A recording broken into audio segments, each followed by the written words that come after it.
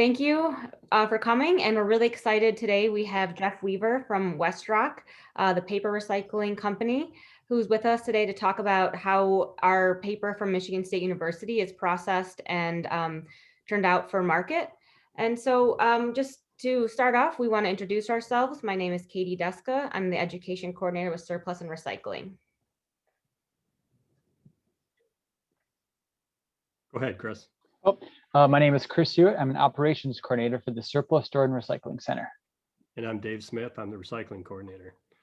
As Katie said, today we have Jeff Weaver, who's our guest. Jeff is the mill buyer for Westrock Paper, located in Battle Creek. He's responsible for procuring and managing 180,000 tons per year of recycled fiber used in the production of recycled paperboard found in everyday packaging products. Jeff has been in the paper recycling industry for 26 years. Prior to joining Westrock, he spent 11 years handling national accounts for Kiting Incorporated, a manufacturer of recycled molded paper products. The previous 13 years, Jeff worked as a paper broker for Fibers Incorporated and Coplet Group, buying and selling all grades of recycled fiber. Jeff earned both his Master of Labor and Industrial Relations and Bachelor of Science in Psychology from Michigan State. He resides in Kalamazoo with his wife, Lynn, and their two sons, Alex and Brian. When he's not buying waste paper, Jeff enjoys attending MSU football games, mountain biking, and camping, all great outdoor activities. Before we start with Jeff, Katie's going to talk a little bit more about paper recycling here at Michigan State. Okay, thanks, Dave. Yep, so we're happy to have a fellow Spartan on with us today. So we're going to just start by giving you a bit of an overview of paper as it relates to Michigan State before we hand it over to Jeff to hear more about the actual process that it goes through. So I'm going to share some slides here with you for some visuals. And Michigan State has been recycling paper since 1987. This is one of the first materials the first material that we did start recycling. And this campus recycling program was a result of students who petitioned the Board of Trustees asking for a recycling program to be created on campus. And so we're really happy that this got started because it led to the Surplus and Recycling Center that we know today, with our big facility, with our mini MRF, but our big footprint on campus in the surplus store. So this year, or I should say in 2020 was a bit odd. So we pulled out some numbers for 2019, but we've recycled 2.8 million pounds of cardboard in 2019. And that's our biggest commodity in volume that Michigan State processes. We also have sorted office paper, newspaper, and mixed paper. All of these are considered our fiber materials. And our sorted office paper is the one item that we send to a place other than Westrock. Sorted office paper is best marketed when it's separated from mixed paper, hence the name sorted. So that material we ship to Wisconsin, and it's just has a better market there because it's cleaner, it's a high grade paper. So our sorted office paper accounted for 400,000 pounds of fiber in 2019, and then that increased for newspaper 500,000, and for mixed paper 600,000. So what's the reason that we should be recycling paper and cardboard on campus, period? Well, basically it comes down to the triple bottom line: people, planet, and profit. And the relationship between job creation and waste is pretty simple. Basically, recycling and other diversion diversion activities are going to create more jobs than just landfilling. That's not a surprising fact, I'm sure. In 2008, it's an old statistic, 86% of jobs were related to recycling and compost in the field of, or when you're talking about municipal solid waste. So the vast majority of jobs were involving any household waste or waste from, say, a restaurant or a business, all of that, the vast majority of those jobs go to recycling and composting. Secondly, we want to do it for reasons for our health. when we recycle and use recycled feedstock, we can really improve our air quality. So when you use recycled feedstock in paper manufacturing, that actually reduces the air pollution by 95%. And I mean, that's a pretty big number, especially when you consider how much paper is manufactured and used across the country and the world. Additionally, it conserves resources. When we recycle cardboard, 1 ton of it can save 46 gallons of oil. And it's also a really important thing for our financial stewardship. In 2019, Michigan State, we saved $70,000 by avoiding landfill fees as a result of recycling our cardboard. And that number does not even account for the revenue that we did earn from that cardboard on the recycling market. So what does it look like nationwide? Well, as you can imagine, we ship and receive billions of packages every year in the US. We ship about 65 billion packages a year in the country.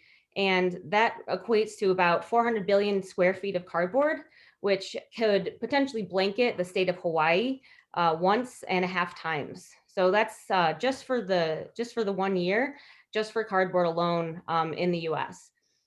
Even pre-COVID, we were using a lot of paper and paperboard, and we've seen these numbers increase. In 2020 March, that month saw a 9% increase from the year prior at the same period for the cardboard market, cardboard use, and then that peaked in October of last year. So it's yet to be seen what will happen.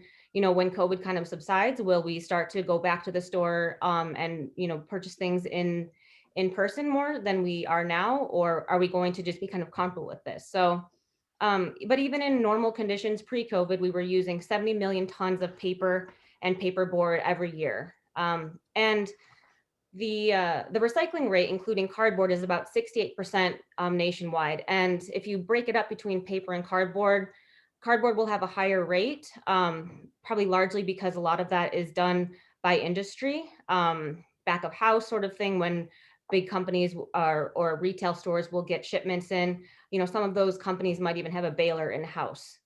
So we have a good recycling rate, but we still want to do better. Recycling paper and cardboard is a really great feedstock. It's clean, it's dry, it's very readily used by paper mills. So I'm sure all of you are recycling your cardboard and paper, to the best of your ability. And so hopefully you can, encourage some of those folks that you hang out with or your loved ones to do, their part and to recycle a bit more as well.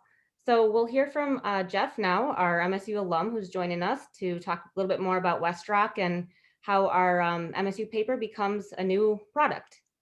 So hand it over to you, Jeff. All right, thanks, Katie. So thanks for joining, everyone. My name is Jeff Weaver. I am the mill buyer for the Westrock paper mill in Battle Creek, Michigan.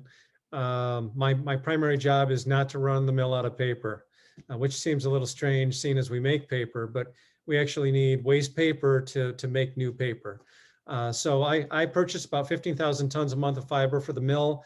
To put that into some perspective, 15,000 tons is equivalent to about 750 semi-trailer loads. So it's a good chance that when you're driving down the highway and you pass a semi-trailer, a fairly good chance that that trailer is loaded with waste paper headed to a paper mill such as Westrock.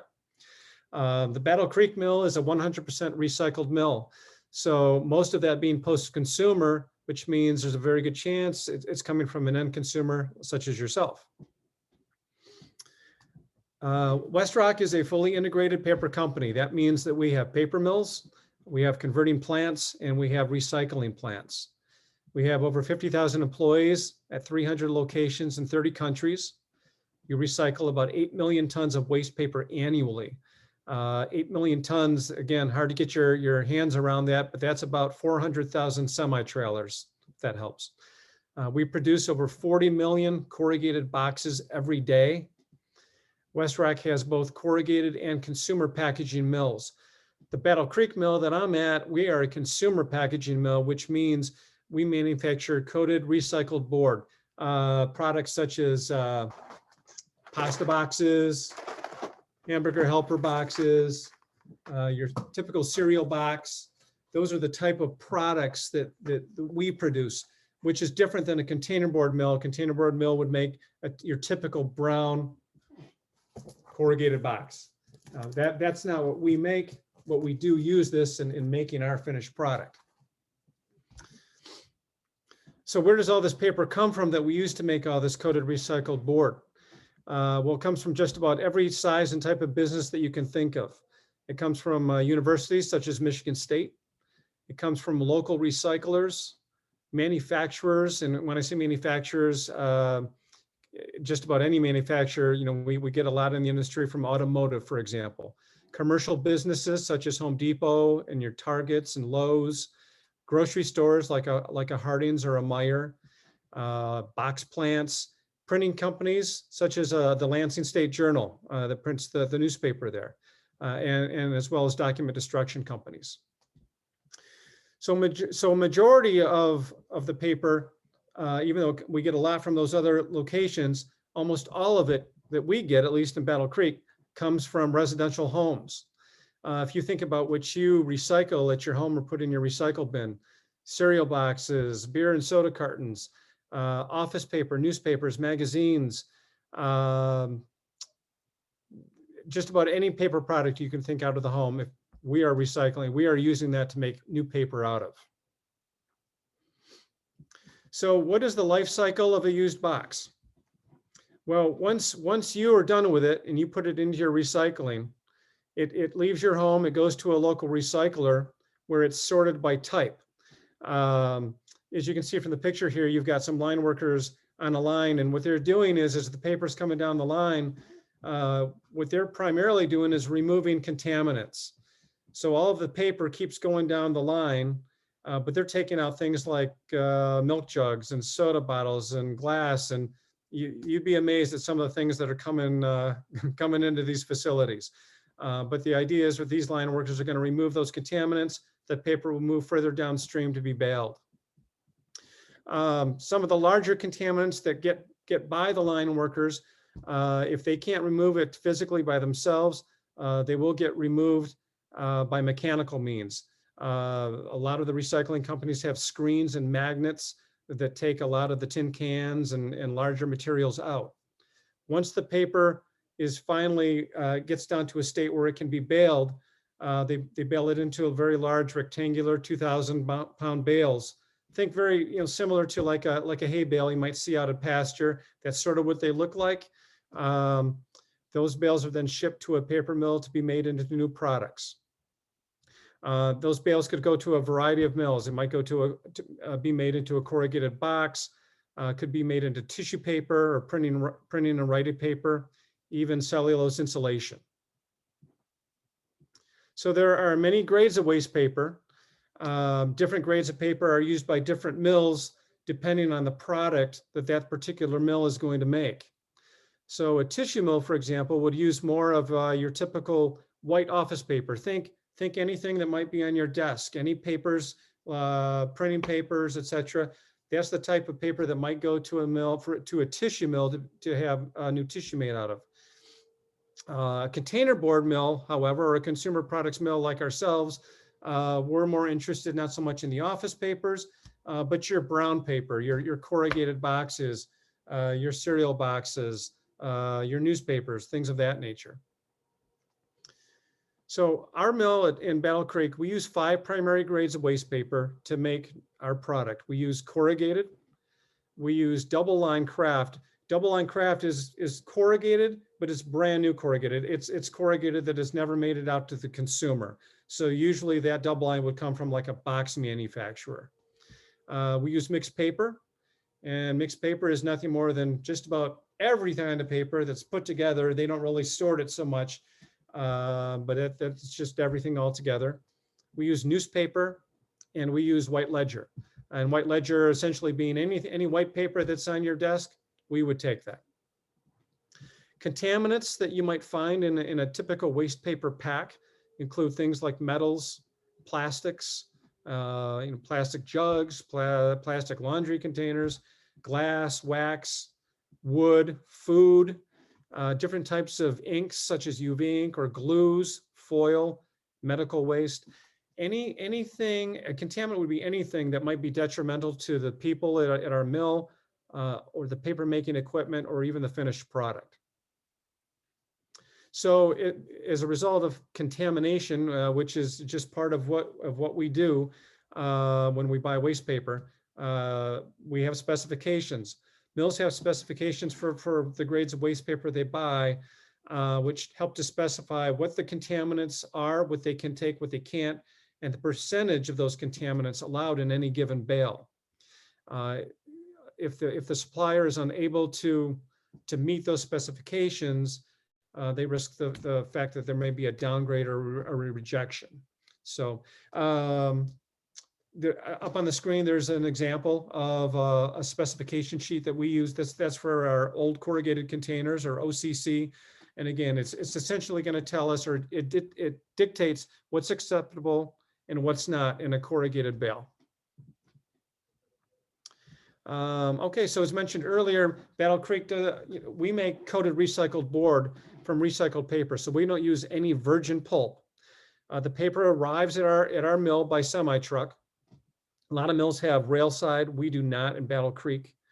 So every truck that comes in, most trucks weigh about 40,000 pounds. So again, in perspective, we use about 25 semi-trucks a day to make our product. As bales are received, our unloaders are checking every bale for any contamination. Most of the bales that come into the facility are good. It's rare when we have a downgrade or a rejection.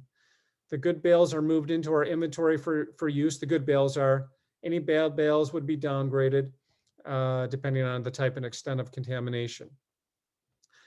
So what happens once those bales make it into our inventory, we're ready to consume them. So that's where we go to our stock preparation area. We have 3 pulpers at Battle Creek.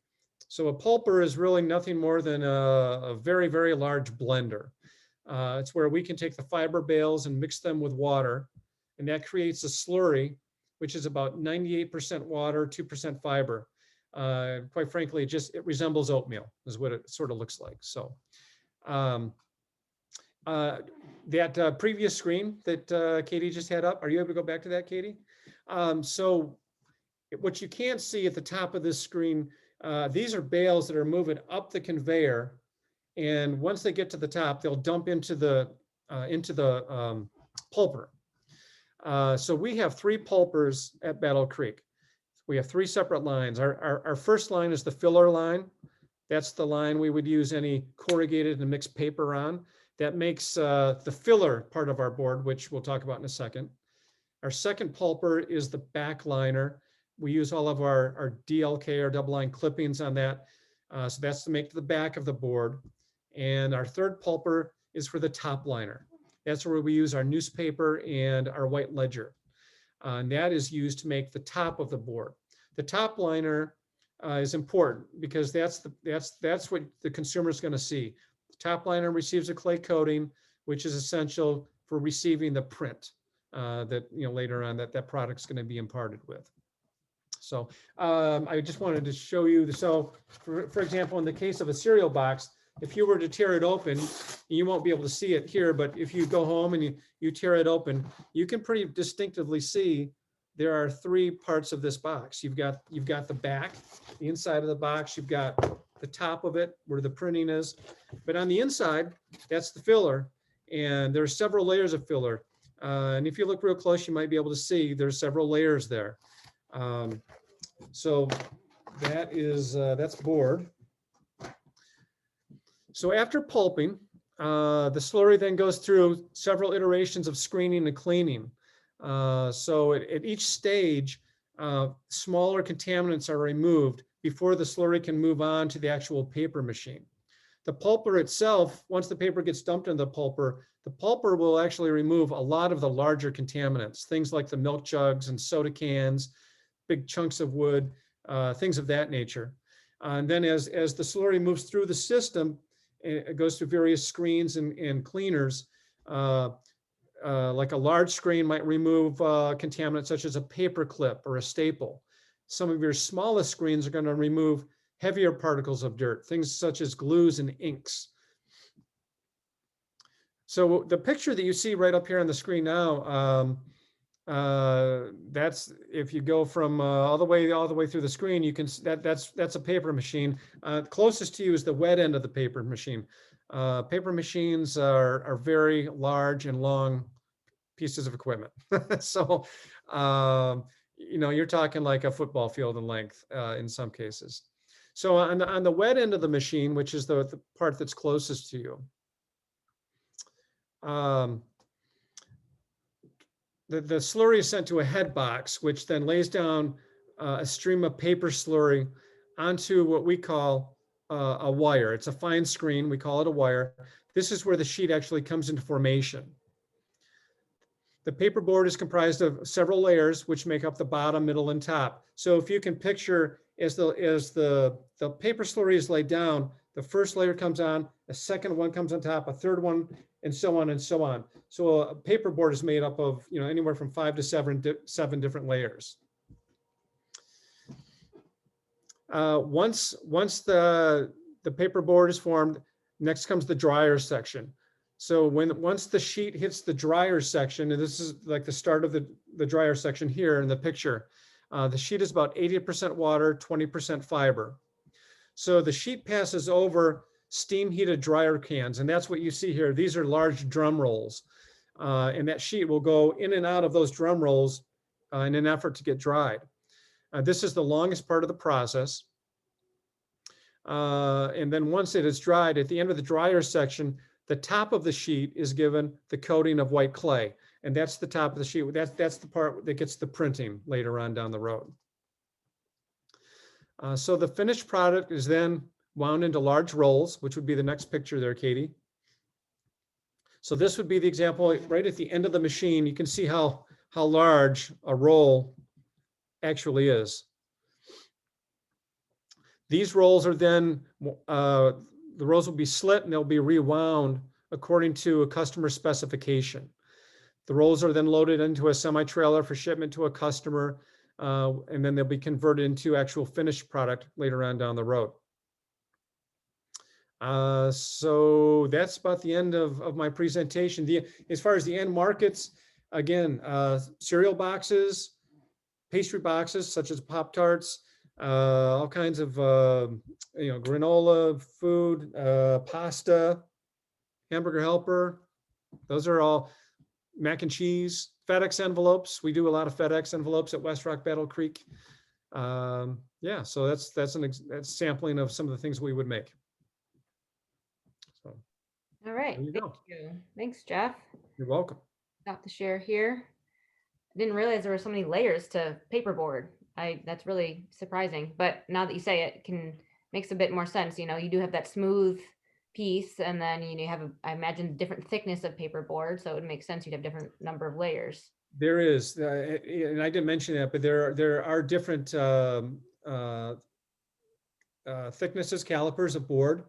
Unless you have them side by side in your hand, it's hard to maybe tell the difference, but there is. Great.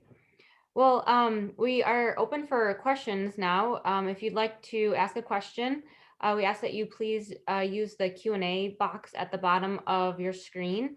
You can hover over that and click submit a question.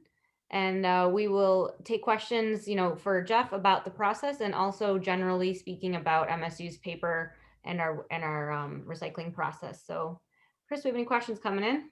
Yeah, we have a couple of questions that have come in so far. Chris wants to know, how has the paper recycling business changed over the last 5 years? Well, one of the things that has changed, China, for example, implemented some practices where they're no longer taking, for the most part, corrugated and mixed paper directly from the United States. What was really happening was we were exporting a great deal of waste paper into China, and they were getting a lot of contamination.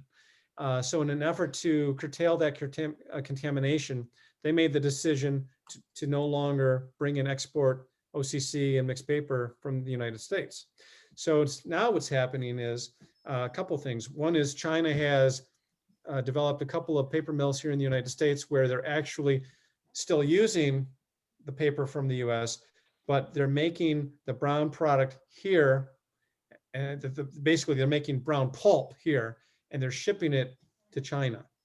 That's one thing that's happening. The other thing that's happening is we're still shipping overseas, but we're shipping to places like Taiwan, Vietnam, India, for example. They're then taking our waste paper, they're making the pulp, and then they're sending it on to China. So it's been a big change in the export markets, but it's also gone a long way to make it for recyclers here in the United States to clean up the waste paper contamination, because a lot of that paper now isn't exported, not as much as it used to be. A lot of it's staying home. And so that's cleaned up a lot of the contamination that we were seeing, and we're not seeing as much of that anymore. Got a question here from Rich. He asked, does the plant run 24/7? Always. Always? All right. Always. We usually take a couple days down around the Christmas holiday. But outside of that, a paper mill runs 24/7, unless, mills do go down frequently. I can tell you it's rare that a paper mill will run for 24 hours straight without going down for problems, mechanical issues for, 30 minutes, 60 minutes, 3 hours. That happens a lot. But other than that, paper mills run. Okay. And I got a question here from Audrey, and this was also a thing that I thought of that I wanted to ask. What's the weirdest thing that you found in the incoming paper? An engine block. An engine block. That was a heavy bale. So you would be amazed at some of the things they actually do find their way into bales. A dead animal here or there is certainly not uncommon. We've seen skunks, cats, and rats. So cat was probably chasing the rat, but okay. So yeah, all kinds of things. Okay. Someone asked, why was there wooden contamination in the cardboard boxes? I'm sorry, say that one more time. Why you mentioned that there was wood that that someone had put wood in the box. Why do you see contamination? Is it just user error and negligence? Oh, so like in the bales. So when we get the bales will come in and well, it's not that it's I think it's really a constraint on what the recycling company can do. I mean, there's only so much that you can do at the recycling plant to clean up a pack. I'm not sure how much more to go with that. Yeah. It's not that they're doing it on purpose. Things just get through. That a lot of these lines are moving at a pretty quick clip.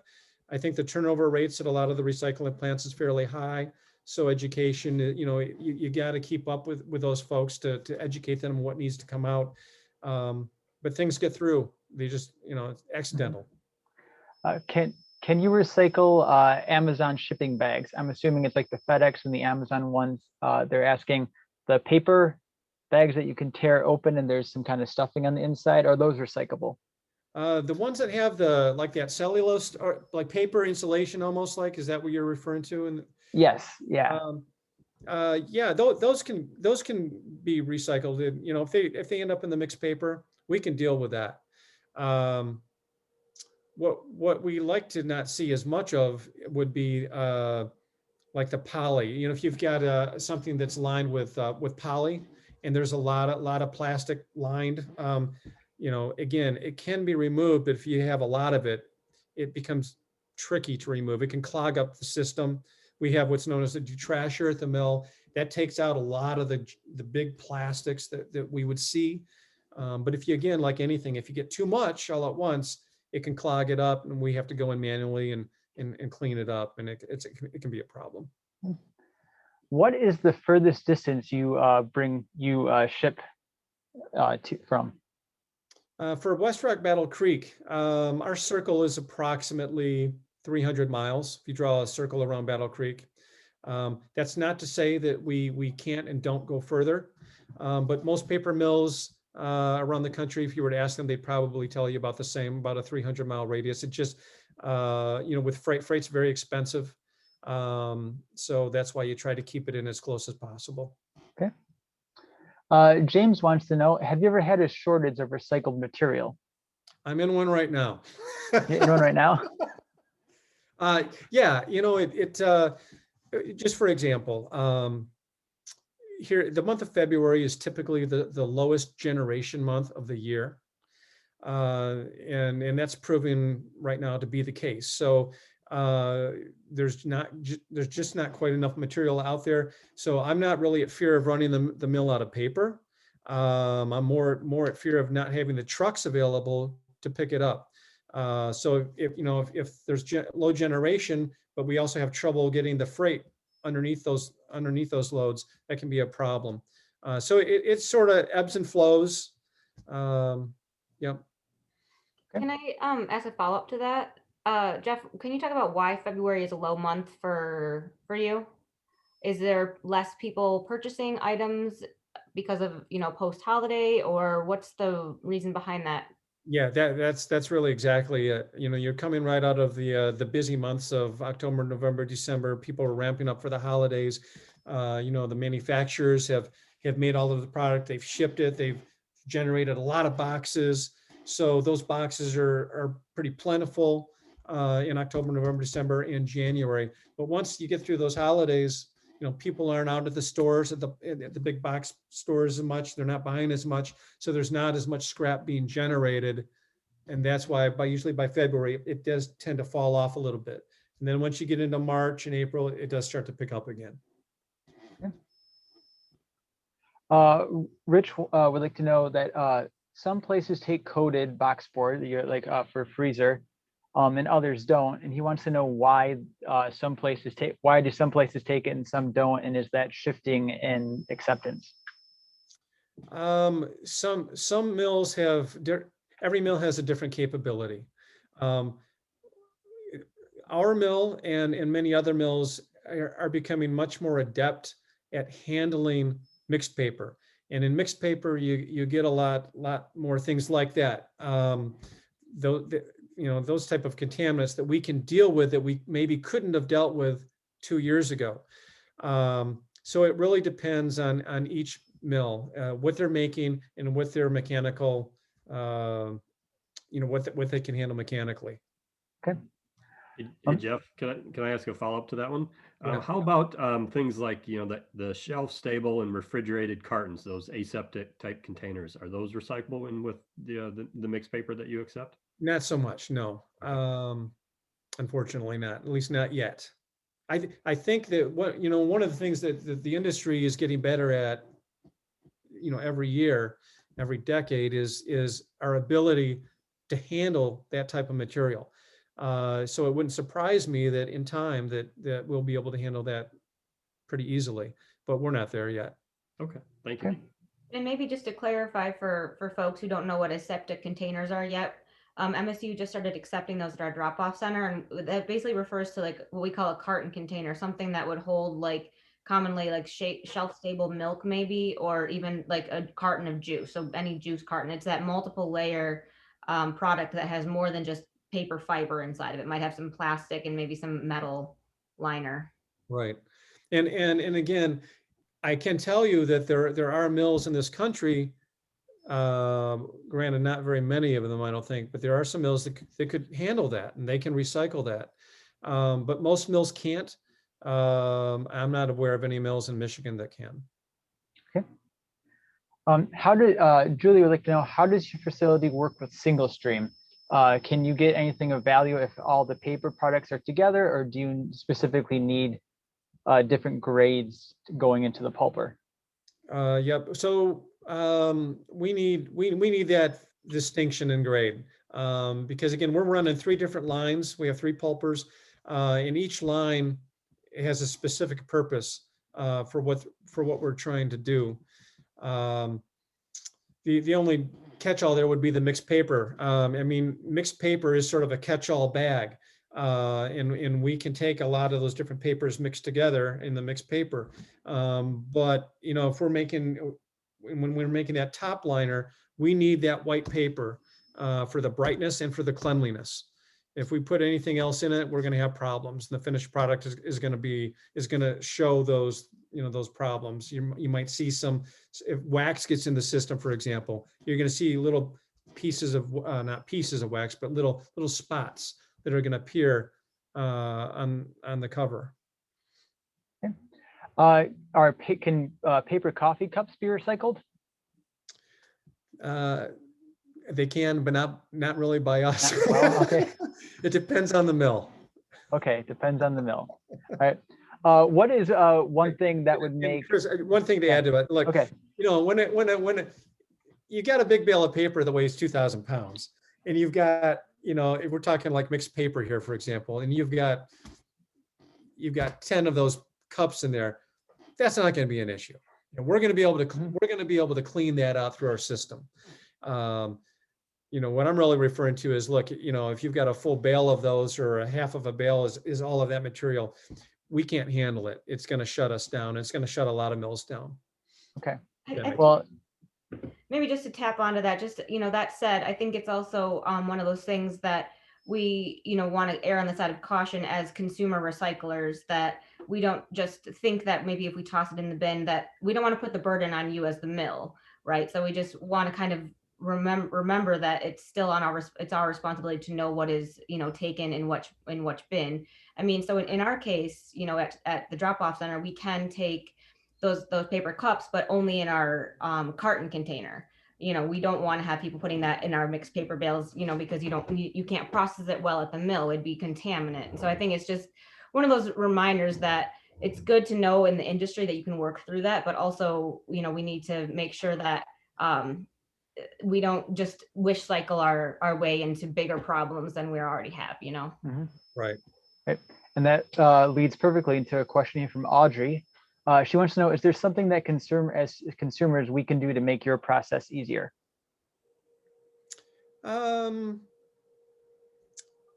Well, yeah, I mean, I don't know if it would make what we do at the mill easier, but I think it would make it easier for the folks at the recycling plants.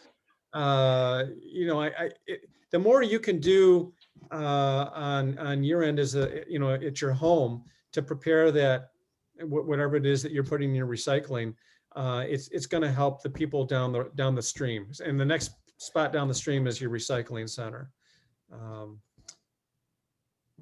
Yeah, I think I can touch on that one a little bit too. It's kind of that know it before you throw it. Make sure that you know what your recycling center, what your drop-off center, what they're accepting, so that it's the burden isn't on them to sort out the things that shouldn't be in there, because that takes time and resources to do. So know what your local recycling center accepts, know what we accept at our drop-off center, places like that. So we don't have to try to pull that material out and dispose of it. Right. Well, one big change I think that has happened with recycling is, a lot of municipalities now allow you just to take all of your recyclables and you put them in one bin. And, I don't know how long ago, but let's say 10 or 15 years ago, it wasn't that way. They wanted you to segregate everything. I think recycling is up, because the more convenient you can make for the home consumer, the homeowner, the more likely they are to recycle. So now that we're putting all these recyclables together in one bin, that's pretty easy to do. And I think that's why recycling is up. It just means that now Michigan State and other recycling, they have to bear the burden of separating those items. You mentioned briefly about China, and we have a question here. Are there new mills being built here because of the new export rules to China? Like, are we finding new ways to use the lower quality paper here in the US? Well, paper mills are pretty intensive. I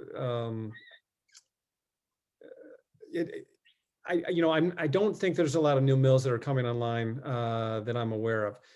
Not to say that there aren't any, but they're pretty intensive. We are using a lot more of that mixed paper at home, mostly because of the progress we've made with equipment and machinery and cleaning equipment. So the reason that most mills would invest in that kind of equipment is because mixed paper, there's a lot of value there, but if you can use mixed paper, you're going to save a lot of money. Mixed paper, each of these commodities, corrugated, newspaper, mixed paper, white ledger, they have a price.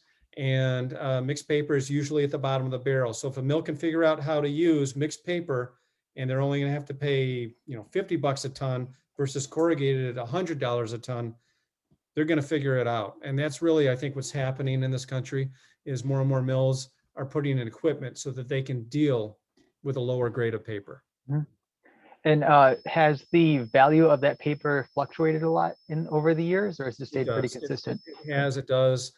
I have no reason to believe it never won't. I remember when I came into the business in 95, corrugated was, I'm trying to remember, I think it hit up to like $250, $300 a ton in some spots.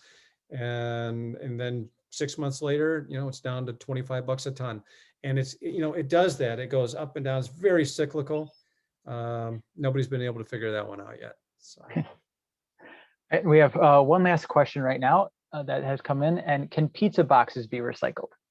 Yes, they can. Okay. We prefer the pizza to be out of the box. Yeah, the pizza box, even though it has, it's going to have some residue and grease on there, we can recycle pizza boxes at Westrock. Okay. Unless anyone has any other questions, that is everything we have so far. Thank you, everybody. All right, I've got a question I'd like to add on. Jeff, if I'm making a product like, say, vitamins, and I want to put my vitamin bottle in a paperboard box, how do I make that decision? What are some of the pros and cons if I'm going to choose a recycled feedstock or recycled, paperboard with post-consumer product inside of it, or if I'm going to buy virgin paperboard? How do you make that decision? What are some of the things people weigh out when they're deciding that? You mean like how, why would a business decide? They might look at a marketing campaign and decide which box they want to go with. I guess if it's a marketing decision, I can see that. Or is there other reasons? So if I make something and I want to package it in a box, I'm going to look for a supplier. So why would I want to choose a recycled fiber, product versus a virgin one? Okay. I know in plastic, sometimes there's issues with like that clarity, the color and things like that. So I'm wondering what it is with paper that makes it. I mean, I think first it does start with marketing. Depending on what it is that you're packaging, whatever it may be, you may decide that maybe it's a makeup, for example, and they want that to be in a pristine carton. Well, recycled isn't always pristine, of course. So they may look at that decision first. If they feel that their product could live with a less than pristine carton, then they're going to look at the recycled. If recycled is more expensive than the virgin component, there's no way they're going to buy the recycled. They're going to go with a virgin. And people do that. If you go to the store and you have a choice and you're going to buy paper for your kid to go to school and write on, if that tablet, the recycled, 100% recycled, is more expensive than the virgin, you're probably not going to buy the recycled. So it's important that those economics are in the right place. So there is an issue of like quality is what it sounds like you're saying in terms of the marketing perspective, is if somebody wants something that's pristine, but that's only a concern maybe if it's a white or something.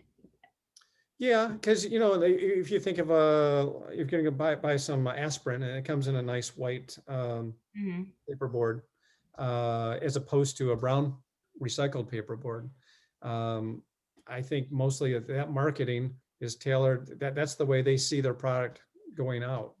I guess. So the difference, I guess, then, so if you have a clay coating though, if it's white, like kind of top coat, I guess what I'm wondering is how do we make it possible for more companies to choose that fiber that's recycled as their paperboard versus the virgin?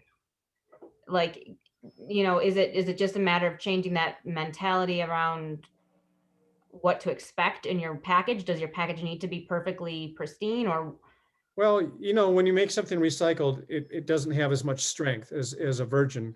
You know, again, what are you after? Are you after the marketing of it? Are you after, does it have to function in a certain way?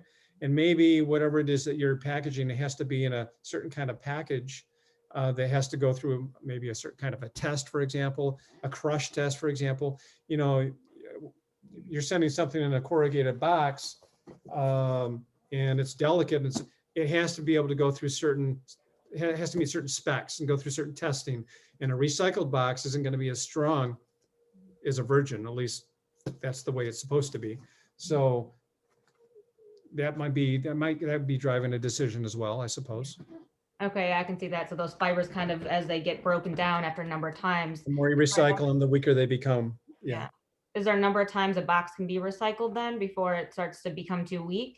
I think what I've seen is the lifespan on a fiber is like 12 times. By the end of 12 times, it's gone. Yeah. More than I thought. So, okay, cool. Yeah. Thank you. All right, we just have one more question that we've gotten during that discussion. This one I think is more for Dave. Kate in Owasso wants to know if the drop-off center will be open on the weekend soon.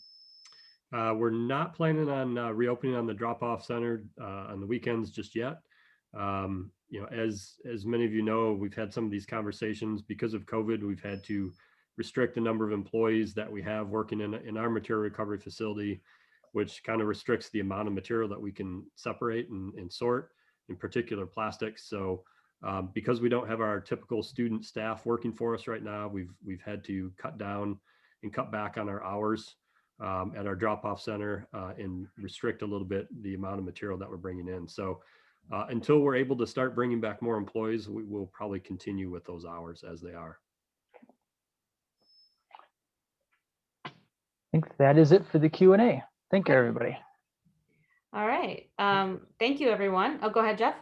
No, I just said thank you. Thank you. Okay. Yeah, I'm Okay. glad everyone could join us today. So as a special thanks, we want to offer you a coupon to the surplus store. So if you have a pen with you, oh, there we go. The coupon code is townhall_paper 0221 for February 21, and that will get you 15% off the surplus store. Some exclusions apply. And that's valid until the end of March. We'll send out an email after this event also with that information inside. And then just on the topic of reusing our paper, we have a studio in process in partnership with the Broad Art Lab coming up on March 11th. And we'll be doing a demo, and you're free to follow along with the craft if you'd like, on how to make your own paper frame and decoupage that. So we'll also be doing some line drawings like this figure here that was made. So if you're interested, look for that information on our Facebook page, and the link is down at the bottom there on the screen. And with that, I think wraps it up. Anyone else like to say anything? Just wanted to thank you, Jeff. You did a great job. We appreciate having you on. Yes, thank you. Yeah, thank you very much. I enjoyed that. Thank you. Yeah, there's a lot to it. It's interesting to see that giant machinery is what makes everything from our envelopes to our newspaper, cereal boxes. It's all over the place. Can't think about how much I have in the house. If you ever have an opportunity to tour a paper mill, I highly recommend it. It is something else.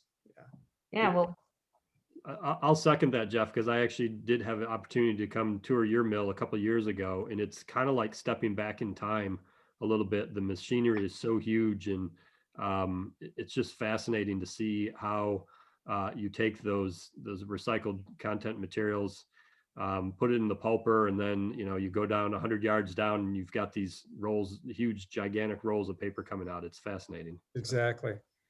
In our process, from the time the paper goes up the conveyor to go into the pulper, from the time that paper roll is coming off the end of the machine, it's about 3 hours from the time that fiber gets from here to over there. So. Wow. All right. Well, thank you very much, Jeff, for taking the time out of your day and your evening and coming over here to fill us in a little bit more. And thanks to everyone who participated. And we look forward to seeing you again soon. Thank you very much. Thank you. Have a good night. All right. Take care, everybody.